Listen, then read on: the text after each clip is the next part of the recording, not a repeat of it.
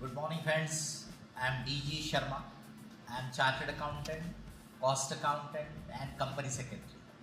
I have 30 years of teaching experience. I am going to tell you about the video packages which I have brought for basically the CA students.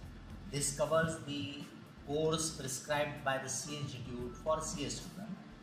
But anybody else, बाकी के course के भी student जिनके लिए ये course content काम का है, वो अपनी एग्जामिनेशन के प्रिपरेशन के लिए इसका यूज़ कर सकते हैं। ये CA IPCC ग्रुप 1 के स्टूडेंट के लिए है अकाउंटिंग का पैकेज, वीडियो पैकेज, जिसमें करीब 160 आवर्स की टीचिंग में कंप्लीट वीडियोस कवर किए गए हैं। पूरे वीडियोस इसमें आपके 160 आवर में पूरा कोर्स कवर किया हुआ है। CA इंस्टीट्यूट ने जो प्रिस्क्राइब किया, it includes accounting standard also. इसके साथ साथ आपको प्रिंटेड मटेरियल करीब 1000 पेजेस का और ई नोट्स भी मिलेंगे। इनको आप नेक्स्ट 6 मंथ तक व्यू कर सकते हो और 3 टाइम्स व्यूइंग हर एक वीडियो का आपको परमिटेड होगा। इसमें हमने मई 2018 तक की जो एग्ज़ाम हुई है उसके क्वेश्चंस कवर किए हुए हैं।